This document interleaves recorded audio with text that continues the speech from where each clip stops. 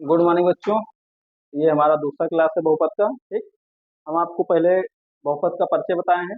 आज हम बहुपद के प्रश्नावली 2.1 पढ़ाएंगे। ठीक, जैसे कि हमारा सवाल लिखा हुआ है, देखिए, निम्नलिखित व्यंजकों में कौन कौन एक चर में बहुपद हैं और कौन कौन नहीं है। तुमको ये बताना है कौन बहुपद एक चर का है और कौन बहुपद एक चर का नहीं है। ठीक, तो हमें हमें देखेंगे कौन सा एक चर का है, कौन एक चर का बहुपद नहीं है। साथ में देखेंगे कारण सहित उत्तर दीजिए। अब देखिए, अब एक चर का मतलब तुम चर वाली संख्या बताए थे, जैसे चर होता है किसी आ जाए चर हमारा यक्स वाई और हमारा जेड, और भी ऐसे अच्छा हो सकते हैं। ठीक, तो ये सब चर में काउंट होते हैं। और साथ में हमें चर तो होना है। चर तो हम सब में दिख रहे हैं, कहीं टी दिख रहा है, कहीं वाई दिख रहा है, कहीं एक्स दिख रहा है, यहाँ वाई दिख रहा है, यहाँ एक्स वाई और टी दिख रहा है, तो ये सारे चर ही हैं, इसका कोई डाउट नहीं है। अब साथ में हमें चर के साथ में एक चर होना चाहिए, एक चर देखेंगे, साथ में बहुपद भी होना चाहिए। क्या होना चाहिए? बहुपद भी होना चाहिए, हमारा बहुपद भी साथ में होना चाहिए। अब आइए पहले सवाल पर। पहला सवाल देखिए, ये हमारा बहुपद है, कैसे है? हमारा 4x² -3x +7, ये हमारा बहुपद है। और इसमें एक ही चर है, क्या है? एक्स, यहाँ भी एक्स है, एक्स स्क्वायर है, यहाँ पर एक्स है। तो ये हमारा कैसा चर हुआ, कैसा बहुपद हुआ? एक चर वाले बहुपद। ठीक, दूसरे पर आइए। दूसरे पर क्या दिख रहा है मुझे? केवल या वाई के पावर 2 प्लस √2। ठीक, अब इसमें क्या है? मेरा बहुपद है, कंप्लीट है। इसमें क्या है? बहुपद होने के लिए क्या चाहिए? कोई घात अपूर्ण होना चाहिए। कोई घात अपूर्ण होना चाहिए। तो यहाँ पर हमारी घात पूरा पूरा है, चर की घात जो होती है वो पूरा होनी चाहिए, अपूर्ण हो। अब यहाँ देखिए 3 नंबर में हमारा बहुपद है। साथ में 3 नंबर देखिए, यहाँ पर ये देखिए टी पर क्या लगा है? रूट लगा है। और रूट क्या होता है? जैसे कहीं लिखा हो टी के रूट लिखा है, तो इसका मतलब होता है टी पे कितना पावर है? आधा, 1/2 पावर। ठीक, तो रूट किसमें बदल जाता है? 1/2 पावर में। तो अब ये हमारा कैसा घात हुआ? अपूर्ण घात हुआ, इसलिए हमारा बहुपद ये नहीं होगा। ठीक, अब ये देखिए, अब यहाँ पर क्या है? अब यहाँ पर हम देखें चर पर ये बहुपद तो हो सकता था, लेकिन यहाँ नहीं होगा। क्यों नहीं होगा? कि अब जैसे कि ये हमारा y प्लस, जैसे सॉरी यहाँ देखिए आगे, जैसे देख लीजिए, अगर इसको हम y को ऊपर ले जाते हैं तो हमारा हो जाएगा y+2y के पावर -1 हो जाएगा। अब एक चर पे हमारा कैसा पावर आ गया? माइनस का, इसलिए हमारा बहुपद नहीं होगा। ठीक, अब ये देखिए 5 नंबर पर। अब यहाँ क्या है? यहाँ लिखा हुआ है एक्स के पावर 10, वाई के पावर 3 और टी के पावर 50। अब इसमें मेरा बहुपद है, बहुपद कंप्लीट है, बहुपद तो है, लेकिन मुझे क्या चाहिए था? एक चर वाले बहुपद चाहिए। लेकिन यहाँ कितने चर हैं? 1 2 3, यहाँ 3 चर वाले बहुपद हो गए, इसलिए मेरा बहुपद ये एक चर वाला बहुपद नहीं होगा। बहुपद तो है लेकिन एक चर वाला बहुपद नहीं है। ठीक, अभी हम इसी 2.1 का पहला सवाल देखें।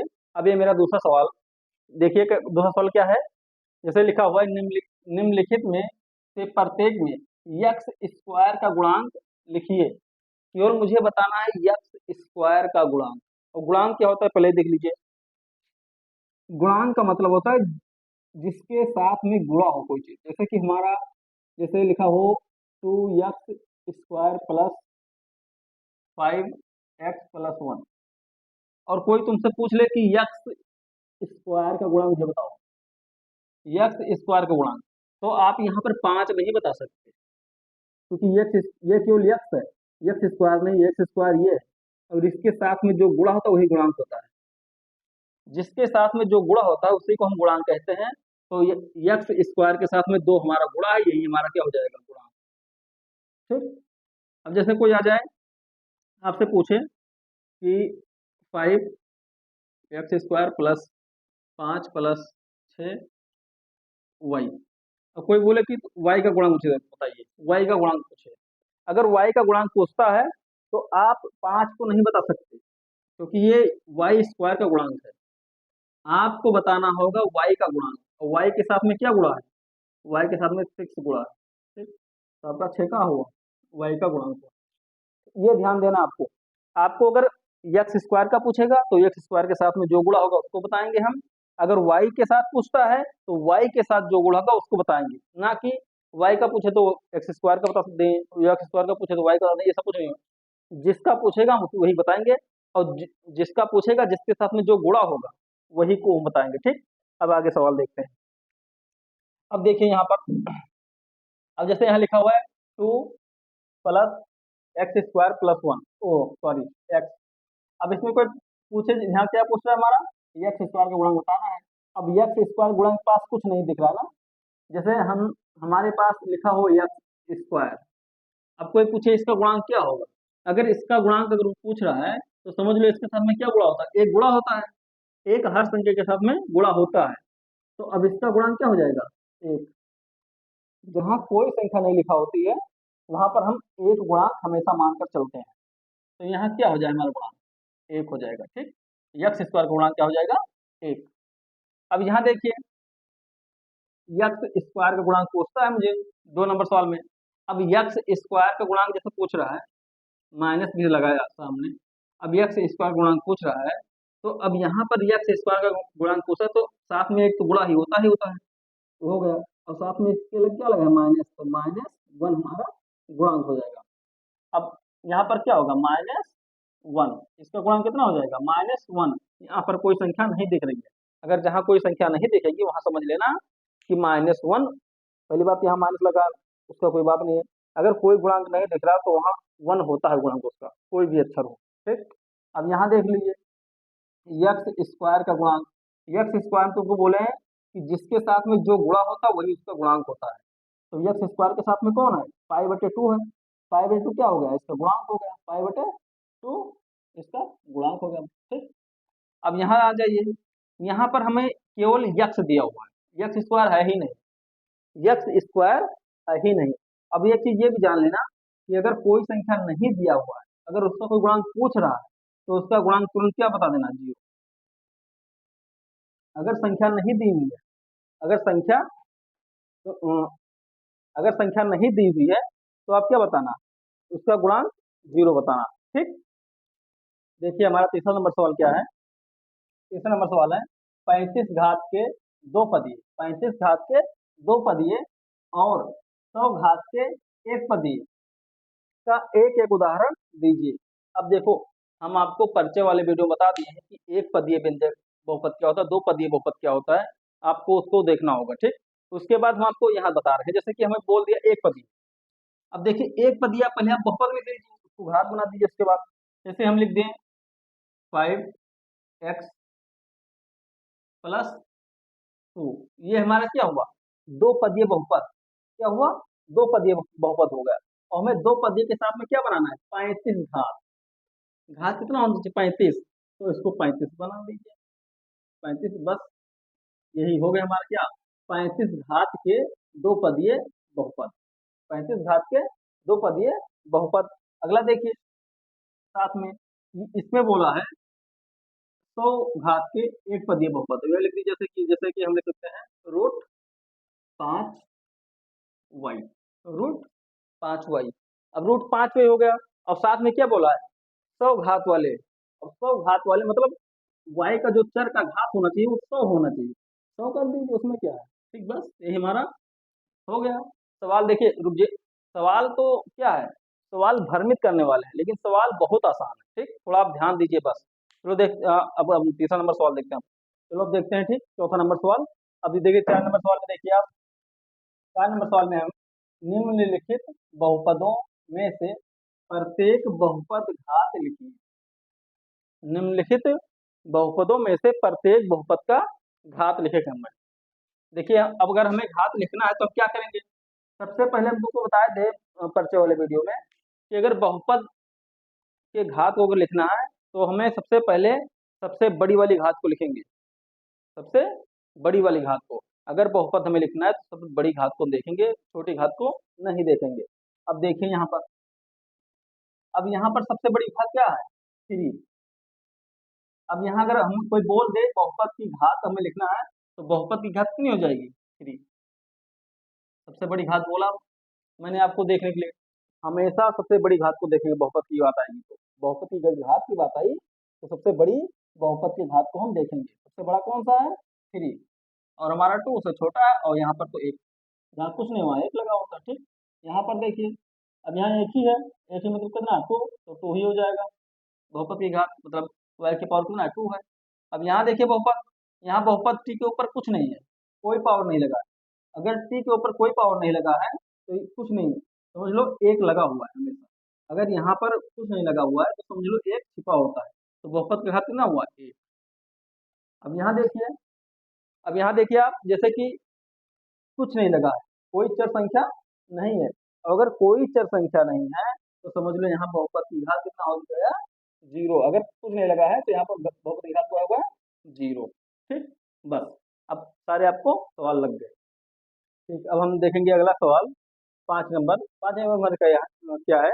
बताइए कि निम्नलिखित बहुपदों में से कौन कौन बहुपद रैखिक हैं, कौन कौन द्विघात, कौन कौन त्रिघात बहुपद हैं। ठीक, अब क्या देखना है? कौन रैखिक है, कौन द्विघात है, और कौन त्रिघात बहुपद है। अब हम देखेंगे सवाल में, हम आपको पर्चे वाले वीडियो बताए हैं, आपको पर्चे का पहला वीडियो देखना पड़ेगा बहुपद का, तभी आपको अगला प्रश्नोली समझ में आएगा। ठीक, अब ये देखिए, देखिए अब पहला नंबर सवाल पर आते हैं। इसमें देखिए क्या होगा, जैसे हमारा ये सवाल, अब तुमको पहले हम बता चुके हैं कि अगर कोई भी पावर, अगर कोई पावर लगा है, अगर पावर 2 लगा है तो वो हमेशा कैसा बहुपद बनेगा? द्विघात बहुपद। कैसा बनेगा? द्विघात बहुपद। हाँ, द्विघाती बहुपद।